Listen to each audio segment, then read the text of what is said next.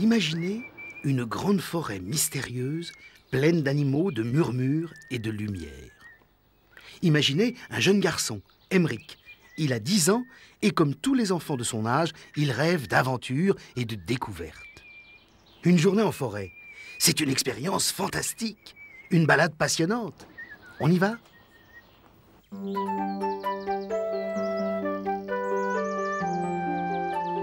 C'est l'heure où le soleil chasse les dernières ombres de la nuit. Emeric s'est levé très tôt. Normal, il part pour une grande exploration.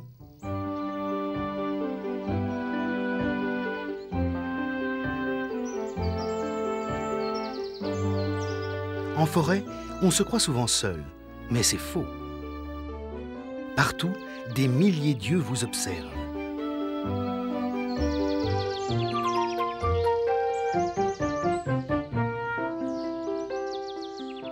Emeric n'a pas peur.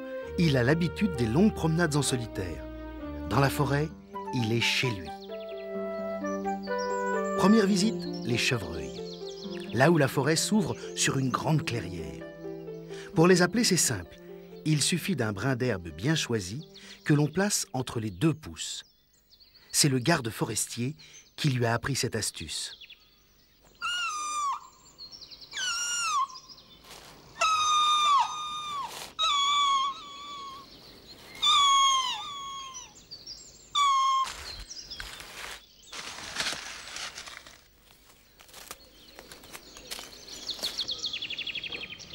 Pour bien les apercevoir parmi les hautes herbes, il faut quand même faire quelques efforts. Et aussi avoir beaucoup de patience.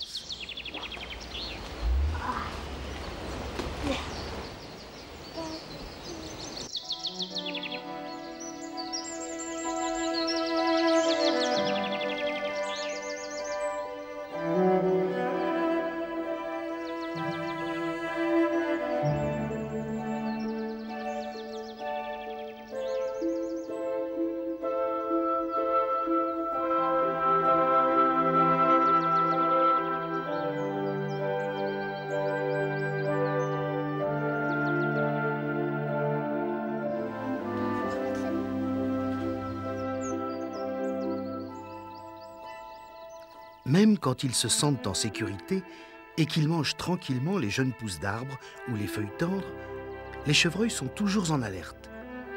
Au moindre bruit, ils fuient. Surtout quand ils ont avec eux leur bébé, les petits faons.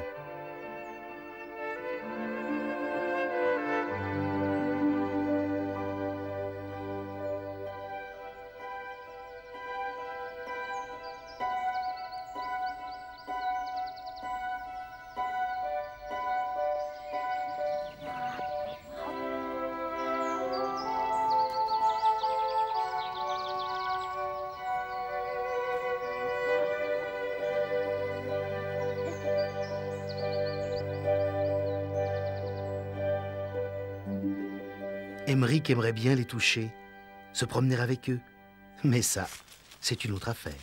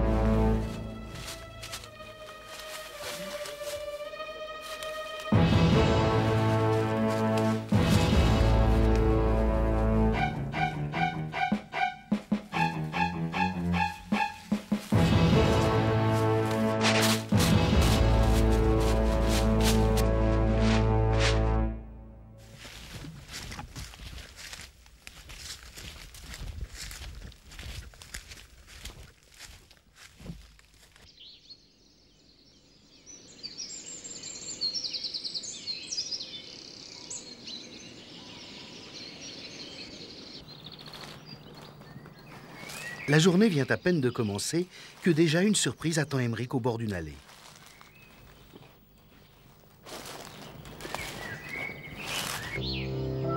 une jeune mésange charbonnière est tombée du nid. Elle est complètement perdue. Mais que faut-il faire là tout de suite? La réchauffer peut-être, elle n'a encore que très peu de plumes. L'emmener loin d'ici où le danger est partout? Non, un renard, une fouine, une belette n'en ferait qu'une bouchée. La ramener chez lui, quelques jours, pour qu'elle reprenne des forces. Oui, mais survivrait-elle, enfermée dans une cage, loin de sa forêt? Finalement, Emmerich décide de partager son pique-nique. Il mâche quelques morceaux de pommes et essaie de les lui faire avaler.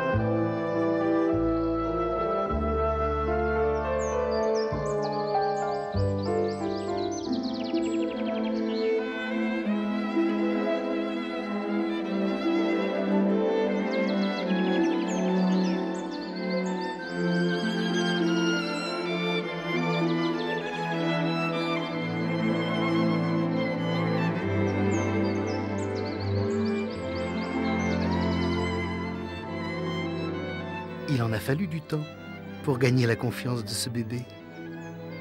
Mais Emmerich est patient et le petit oiseau finit par se régaler de ce repas inhabituel.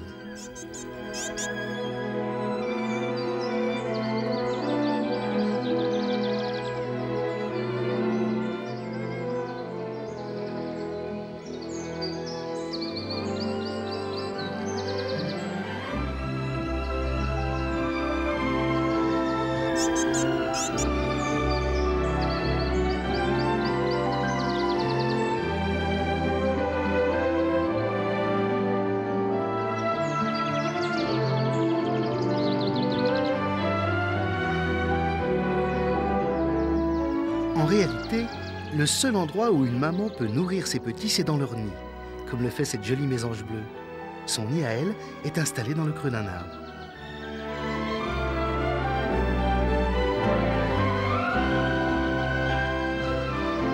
Oh, debout. Réveillez.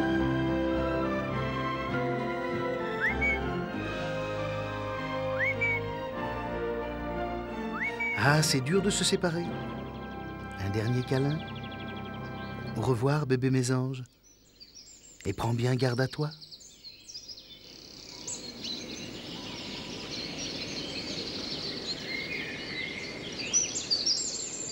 Plus loin, 3 poussins affamés, becs ouverts, attendent le ver de terre ou l'insecte que doit rapporter leur mère.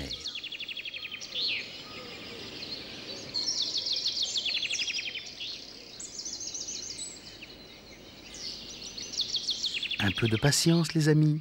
Elle ne va plus tarder.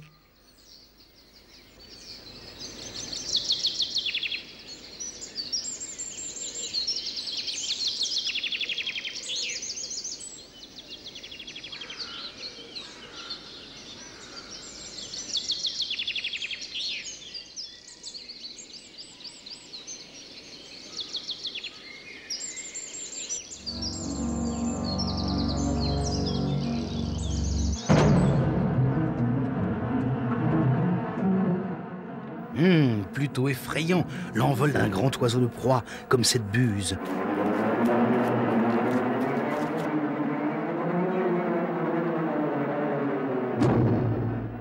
Le rapace, pas très content d'avoir été dérangé, observe Emmerich un instant avant de se remettre en chasse. Il doit s'occuper de son déjeuner.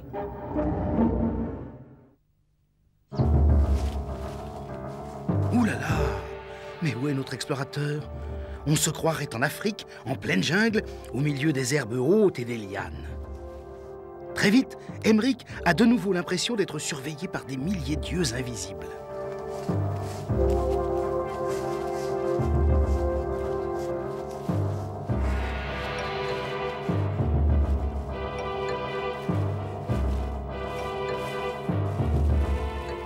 Regardez, mais elle est énorme.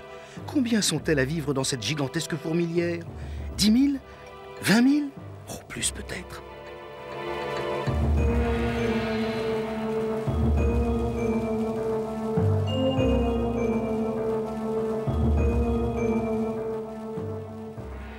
À peine Emmerich est-il au pied de ce nid démesuré que les fourmis envahissent ses chaussures et bientôt ses jambes.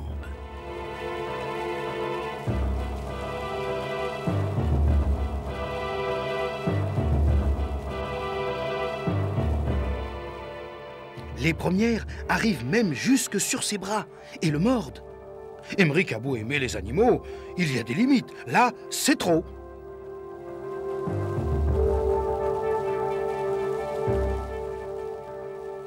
L'alerte est donnée. Aussitôt, les fourmis, en se touchant les antennes, d'ouvrières en soldats et de soldats en ouvrières, ont rapidement transmis le message. Alerte à la porte sud, quelque chose est arrivé. Dépêchez-vous, transmettez. Alerte, alerte, tout le monde à la porte sud. On a besoin de beaucoup d'ouvrières et de soldats. Il faut vite réparer et défendre l'entrée. Vite, vite, vite, vite. Quelle organisation! Pourtant, Emmerich ne leur veut aucun mal.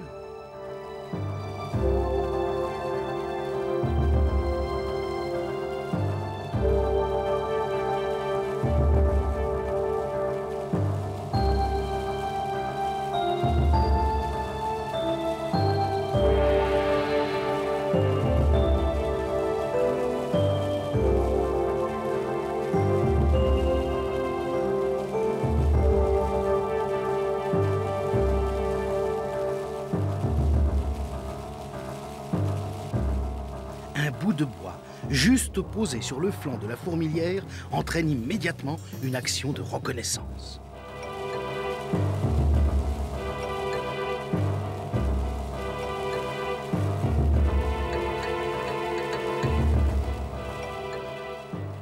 Même réaction quand Emmerich approche sa main d'un peu trop près.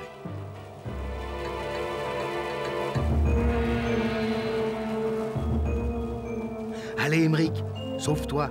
Tu vois bien que tu les déranges.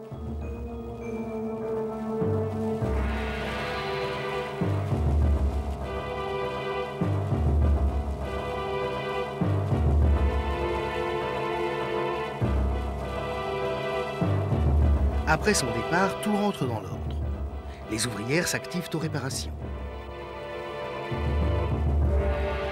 Les soldats transportent les produits de la chasse, sauterelles et papillons, abandonnés là pendant l'alerte générale.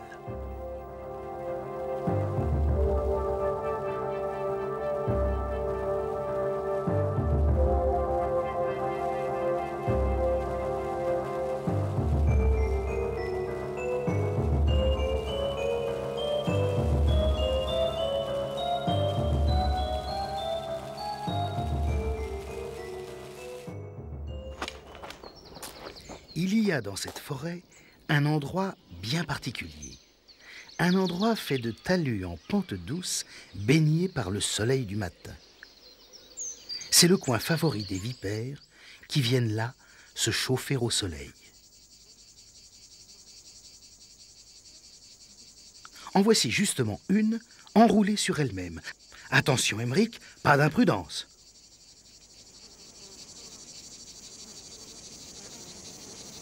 Si l'on s'approche doucement, la vipère ne se sauve pas. Comme tous les serpents, elle est sourde, mais elle perçoit les vibrations des pas ou le choc du bâton sur le sol, car son ventre est très sensible. Mais pourquoi ne l'attaque-t-elle pas? Emmerich serait-il un charmeur de serpents?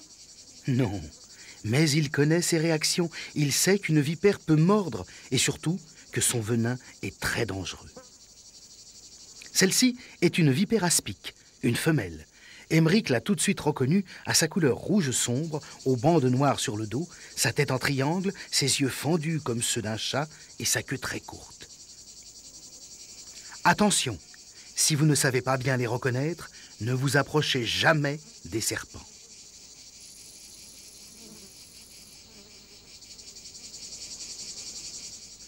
Tiens, le ventre de cette vipère est très rond. Sans doute une mère prête à mettre ses petits au monde. C'est dans les coins les plus secrets de la forêt que les vipères donnent naissance aux vipéros, leurs bébés. Celle-ci est à la recherche d'un endroit idéal. Les vipères femelles ont souvent dans leur ventre 5 à 6 œufs et quelquefois plus. Dans chaque œuf, un bébé se forme et grossit. Le jour venu, les petits sortent de l'œuf en même temps qu'ils sortent de leur mère.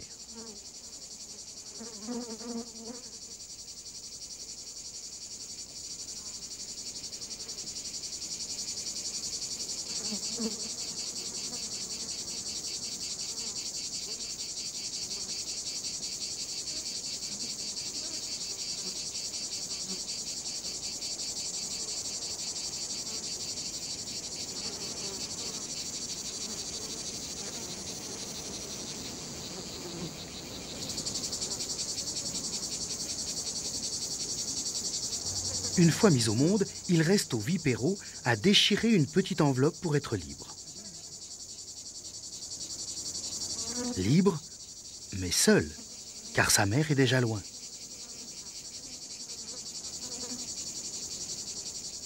Pour se nourrir, il se sert de ses crochets qui, dès la naissance, sont venimeux. Vous croyez peut-être que les vipères sont des animaux inutiles. Pas du tout. Elles jouent un rôle dans l'équilibre de la nature. En se nourrissant de rongeurs, elles les empêchent de se multiplier et protègent ainsi les cultures.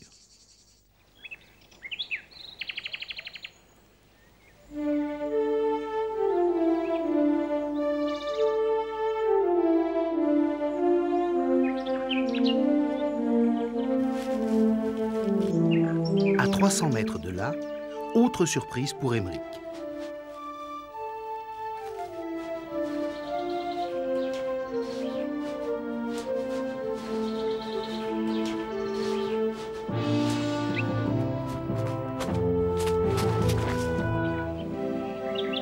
Impossible de se tromper, sa couleur vive, sa longueur, c'est une superbe couleuvre verte et jaune. Pas de danger, elles ne sont pas venimeuses.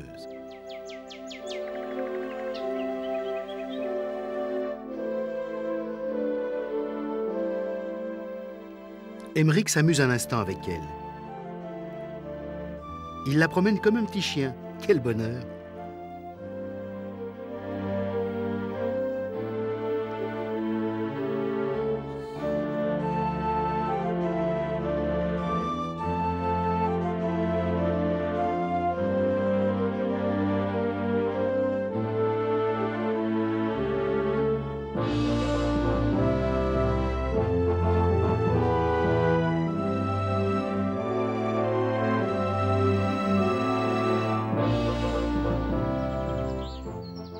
Au même moment, quelque part dans la forêt, dans le creux d'une vieille souche, le bébé d'une couleuvre à collier vient au monde. Et pour la première fois, il bâille.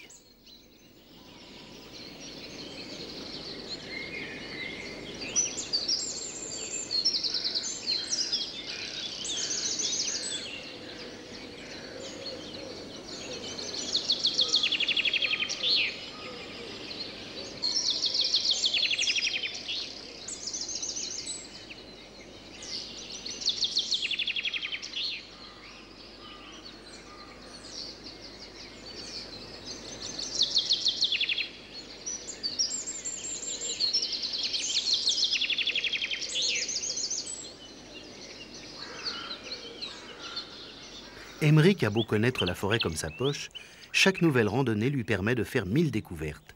Il y a tant de choses à voir, à découvrir, quand on sait regarder.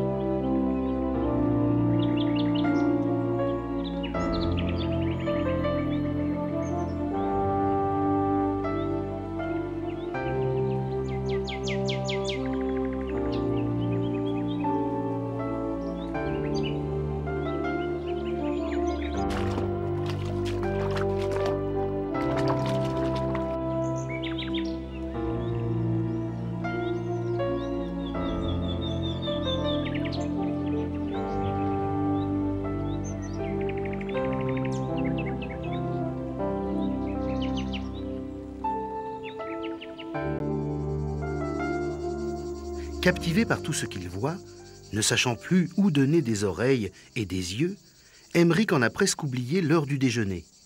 Son estomac, lui, s'en souvient. Et cela tombe bien, l'endroit est magnifique.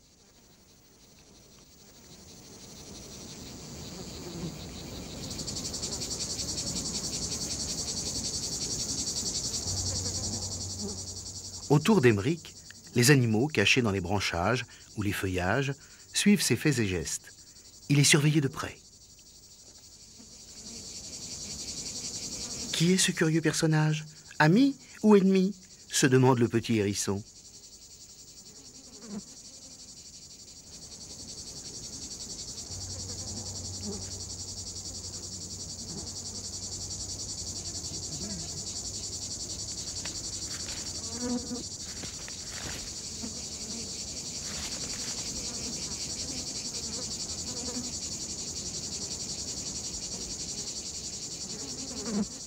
La fouine, qui suit Emmerich depuis le matin, s'approche enfin.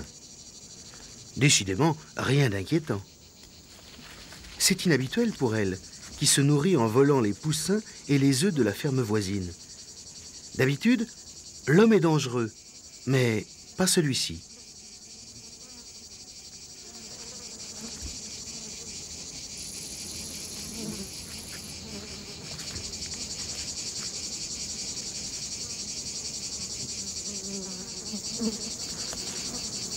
Sans les voir, Emmerich sent bien la présence de tous ces animaux autour de lui. Dans les hautes herbes, l'élégant chevreuil jette un coup d'œil curieux. En sous-bois, le blaireau grognon va et vient de sa démarche pataude.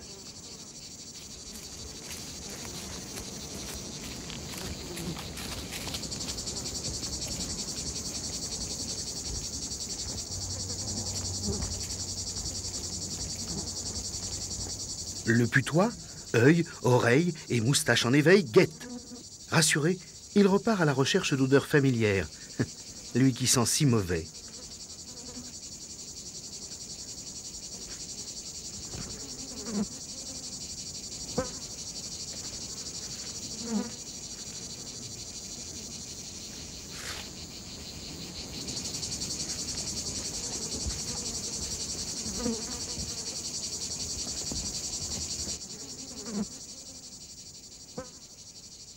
Tiens, on dirait la buse qui a piqué sur Emmerich ce matin. Est-ce vraiment elle? Bon, impossible à savoir. Il y a tellement d'oiseaux de proie dans cette forêt.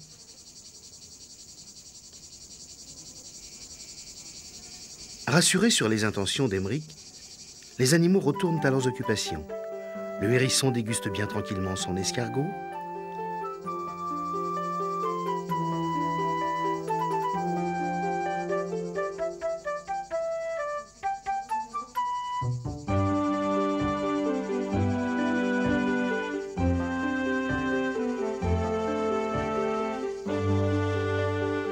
Le lézard vert attrape une sauterelle.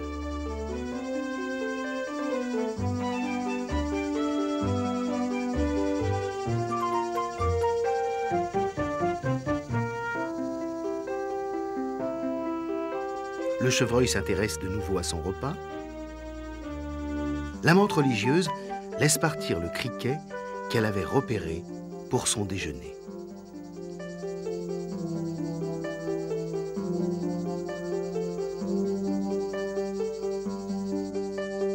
Les abeilles, elles, n'ont pas perdu l'appétit pour autant et continuent à récolter le pollen.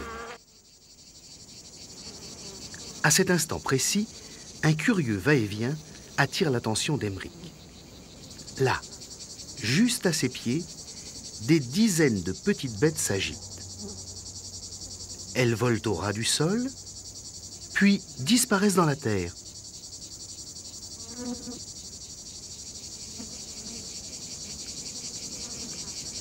Grâce à sa loupe, il observe de plus près cet étrange balai.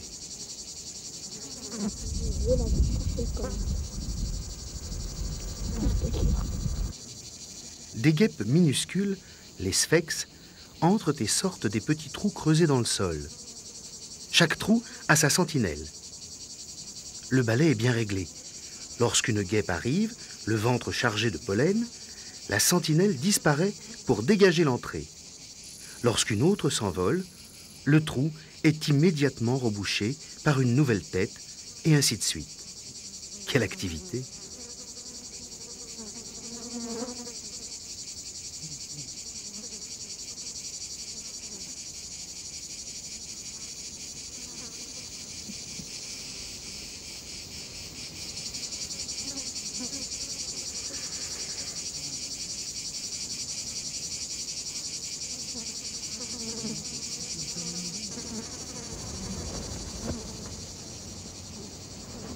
Avant de partir, Emeric dépose un morceau de viande sur une écorce.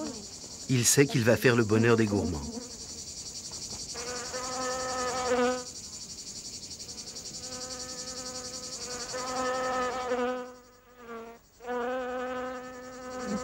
Quelle bousculade! Les guêpes et les mouches ne savent plus où donner des mandibules et de la trompe.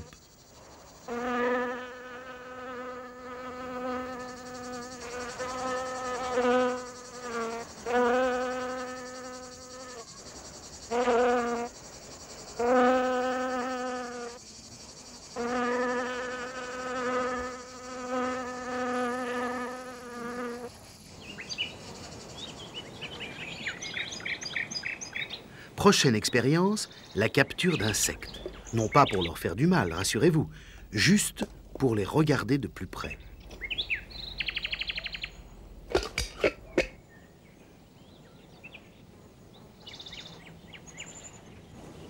Emeric ne les garde jamais longtemps prisonniers. Il les aime trop et les préfère en liberté.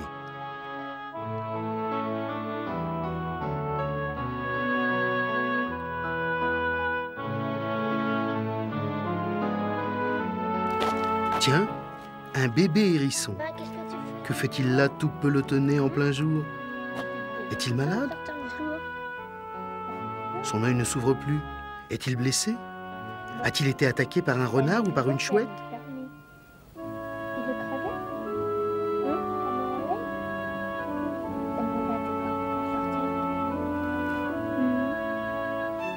Ça t'est pas bien caché à vous.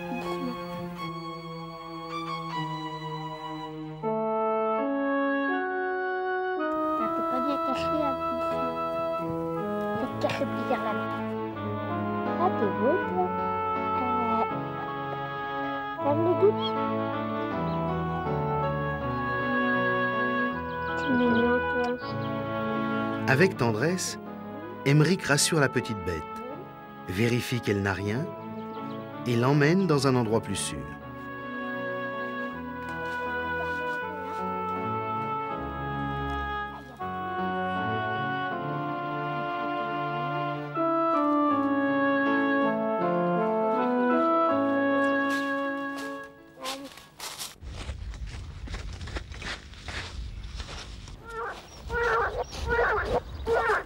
Pour Emeric, une randonnée en forêt passe obligatoirement par un endroit connu de lui seul, sa cabane.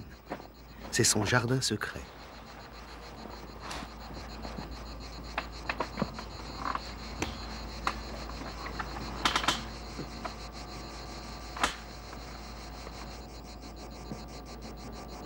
Cette cabane, il l'a construite tout seul. Et ce n'est pas par hasard, bien sûr, si elle se trouve au bord d'une petite mare.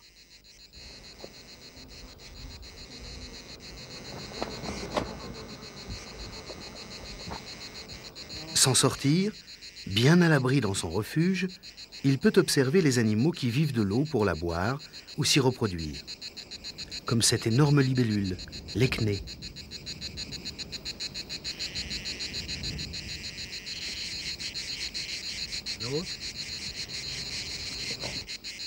La mésange aussi fait partie du paysage. Celle-ci est venue chercher quelques insectes à se mettre dans le bec. Ce jour-là, Emmerich a décidé d'étudier les créatures étranges qui passent la plus grande partie de leur vie dans l'eau de la mare. Et il y en a du monde. Vous ne pouvez pas imaginer. Un petit aquarium et quelques bocaux de conserve feront l'affaire.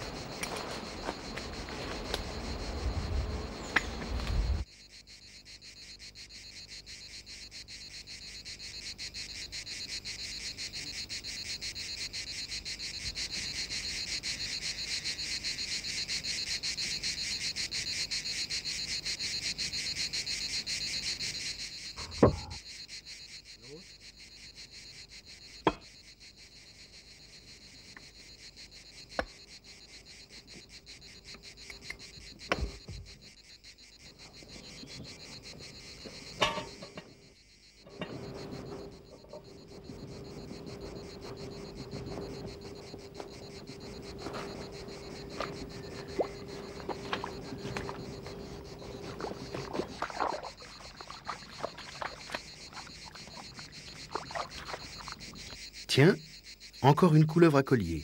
Elle fait la morte. Cette fois, Emmerich ne l'a pas vue.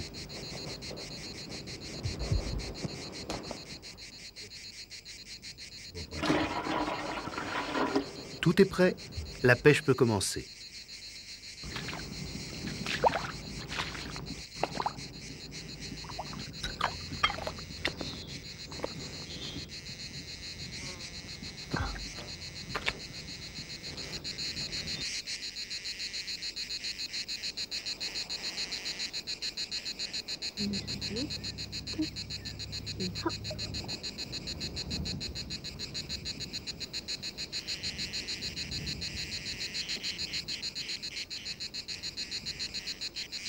La première capture d'Emmerich est un petit triton.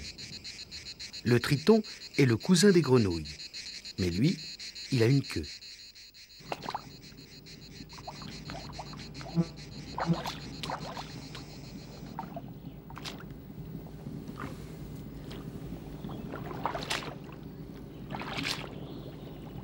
Deuxième prise, des notonectes, drôles de petites bêtes qui nagent sur le dos et marchent sur le ventre.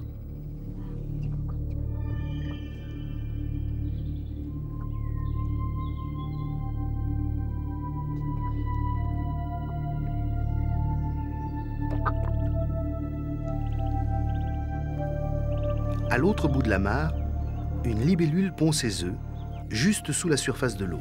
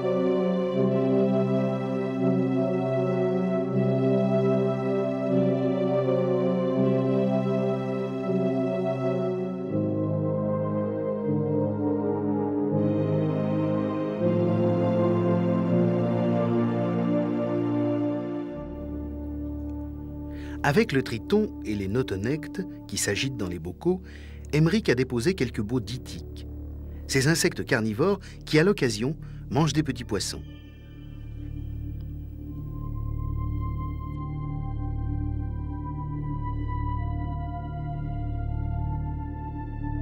Il y a là aussi un escargot d'eau, la limnée, et quelques têtards de grenouilles.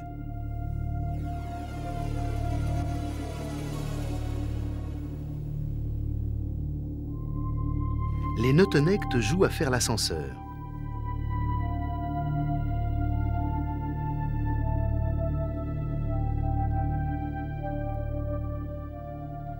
Les nippes cendrées, très voraces, cherchent une proie sans quitter la surface de l'eau. Elles aspirent de l'air avec une sorte de petit tube au bout de leur queue.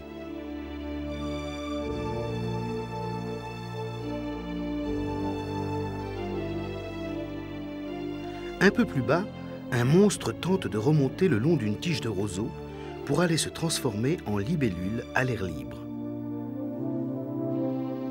Voilà justement ce qu'il reste de l'un d'entre eux qui s'est métamorphosé quelques heures plus tôt. Juste une peau transparente, une mue, qu'Emeric observe avec beaucoup d'intérêt. Difficile de croire que cette vilaine bête soit devenue une belle et élégante libellule. Magique, vous ne trouvez pas ?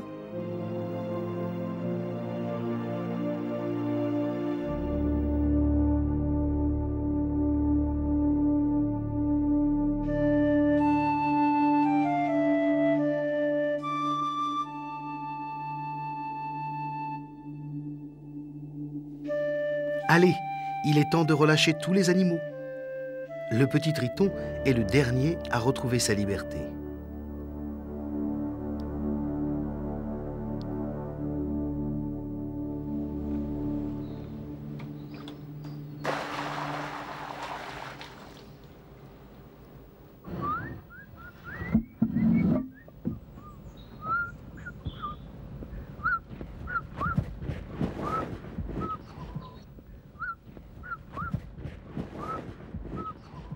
Pour saluer le départ d'Emeric, les grenouilles mâles, heureuses de pouvoir reprendre tranquillement leurs activités de séduction, donnent un bruyant concert en gonflant leur drôle de sac derrière la tête.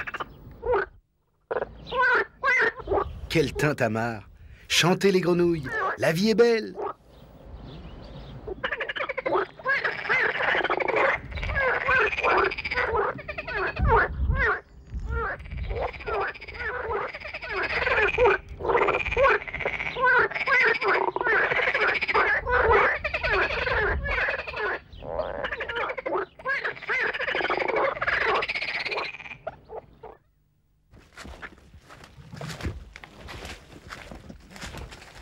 Emeric est fasciné par les serpents.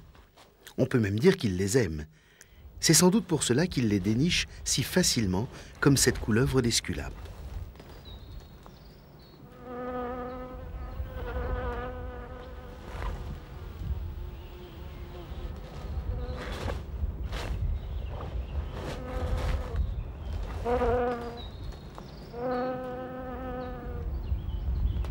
Emeric n'hésite pas à la saisir pour l'observer de plus près.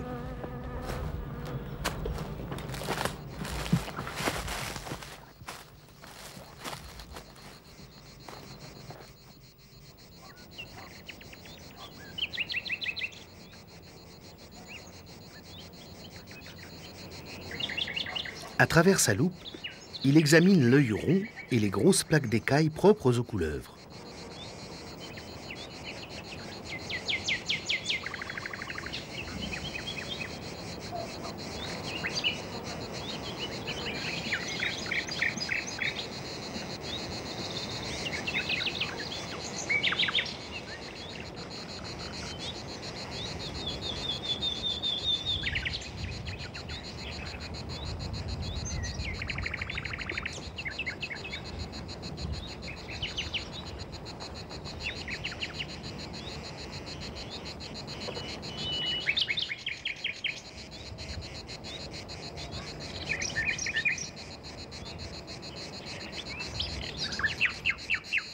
La prisonnière tente plusieurs fois de le mordre.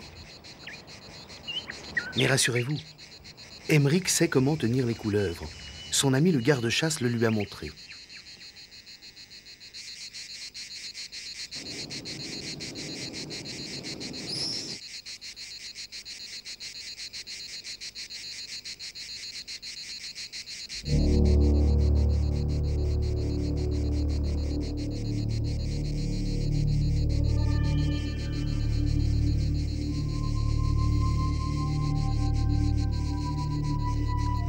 La couleuvre d'Esculape est la seule couleuvre arboricole de nos forêts.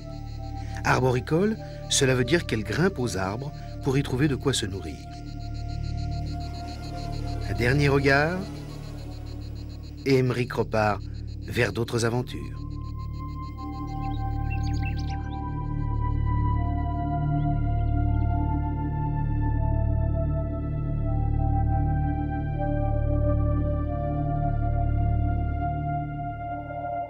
À la fin de l'été, la plupart des points d'eau de la forêt sont à sec. Les dernières petites mares sont prises d'assaut par les animaux assoiffés. Ils laissent de nombreuses traces de leur passage nocturne. Les soies des sangliers, par exemple, et de multiples empreintes de pas. Emmerich n'a qu'à se pencher pour observer les traces des chevreuils, des sangliers, des biches ou des cerfs, mais aussi des fouines, des belettes et autres petits animaux. Emmerich, tu entends ce bruit? Tu as raison, il vaut mieux se retirer discrètement dans le taillis, c'est plus prudent.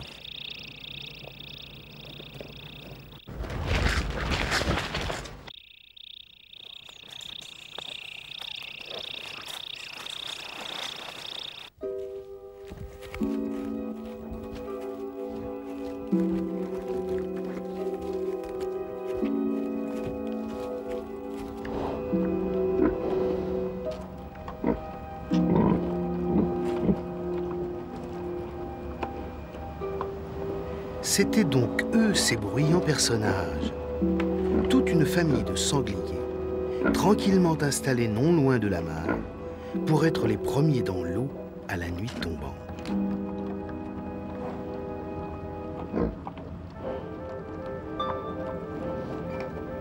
Il y a là 2 gros mâles adultes, une laie et ses 5 petits marcassins qui jouent malgré la chaleur.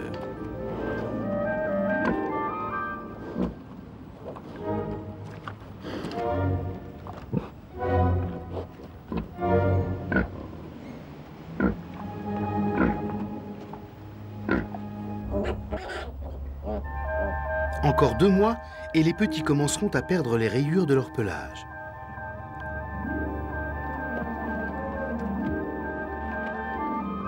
Pour le moment, ils n'ont pas trop de soucis.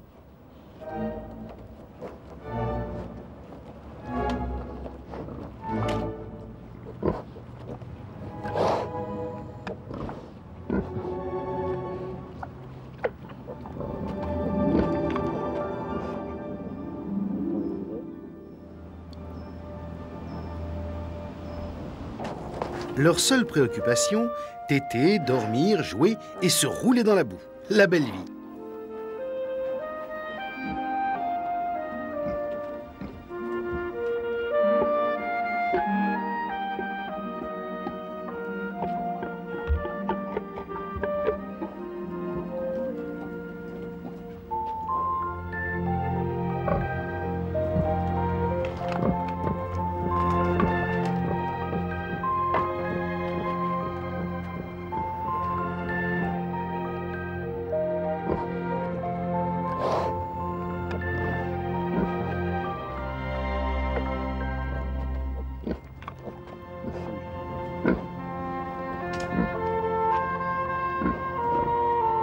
Pendant ce temps, les grands mâles marquent leur territoire. Ils aiguisent leurs énormes défenses sur l'écorce des arbres et cherchent quelques glands et racines à se mettre sous la dent.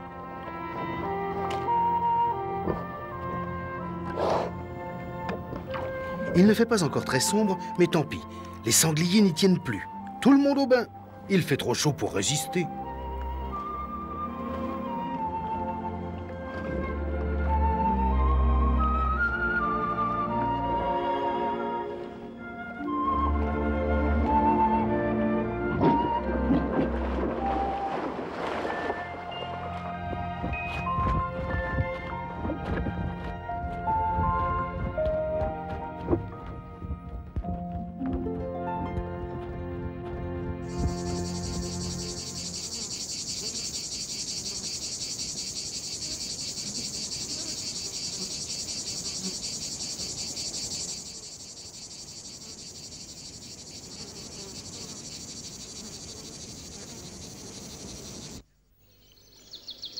Si beaucoup d'animaux restent invisibles dans la forêt, c'est parce qu'ils connaissent très bien l'art du camouflage. On pourrait passer 10 fois devant cette poule faisane sans jamais l'apercevoir. Mais l'arrivée d'Emmerich en lisière l'a dérangé. Et le coq faisan, qui se promenait dans les champs, rentre précipitamment dans le bois. Il n'en faut pas plus pour alerter le renard, toujours en quête d'un bon repas. Il l'aurait sûrement découvert si la présence d'Emeric ne l'avait fait fuir.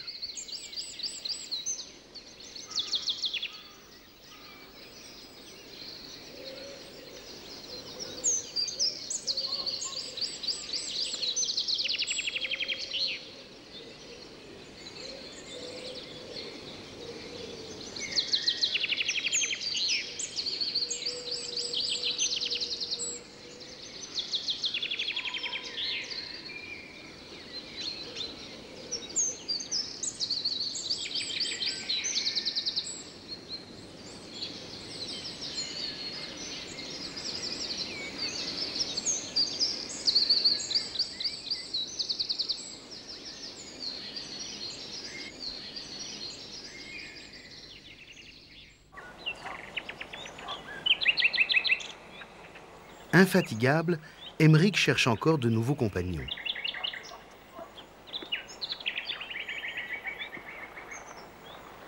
Il trouve une grenouille rousse, la rainette des bois, qui accepte volontiers de passer quelques moments avec lui.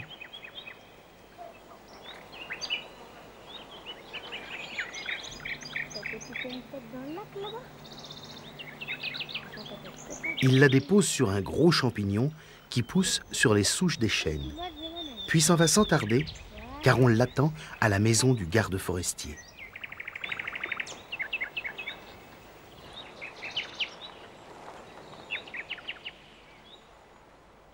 Pour rien au monde, Emeric ne voudrait manquer ce rendez-vous au cœur de la forêt. Sa mission ? Nourrir le petit faon recueilli par le garde.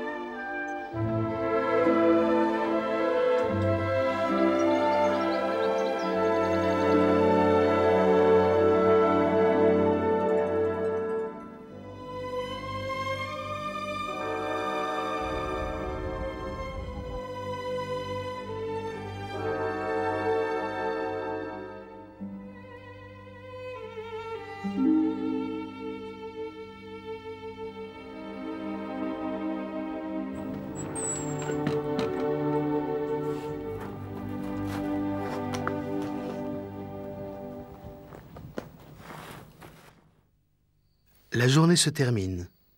Il est presque 9 heures du soir. Récompense suprême, Emeric a l'autorisation exceptionnelle de monter dans le poste d'observation du garde forestier pour assister au brame des grands cerfs.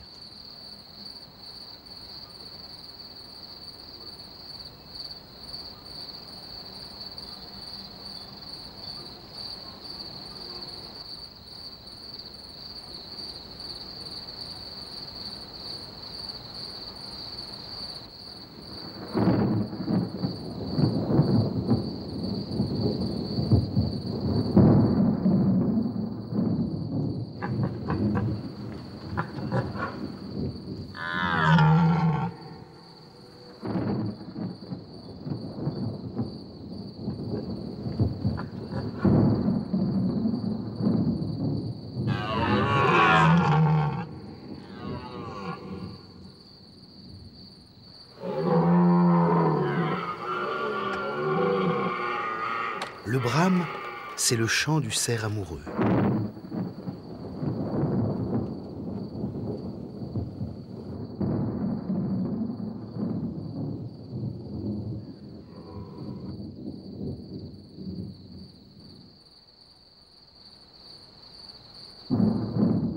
Je suis ici, chez moi, semble dire ce mâle, et gare à l'intrus qui franchira mes frontières.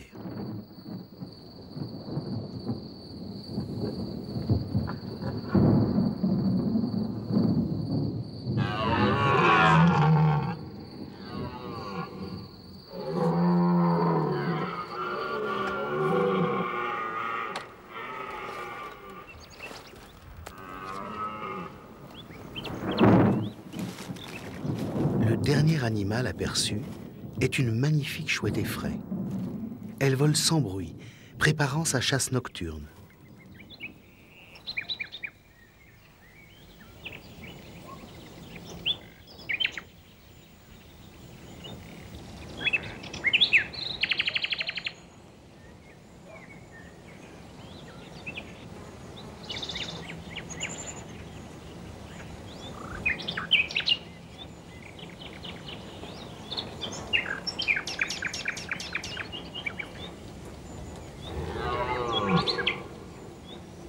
À la nuit tombée, loin dans la forêt, chante un rossignol.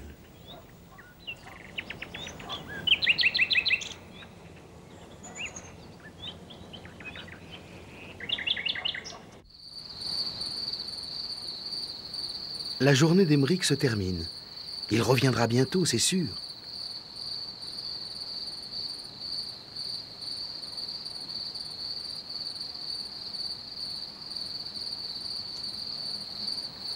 Sur le chemin du retour, égaré sur le bord de la route, un petit hérisson, ignorant les dangers de la circulation, tente de traverser. L'imprudent.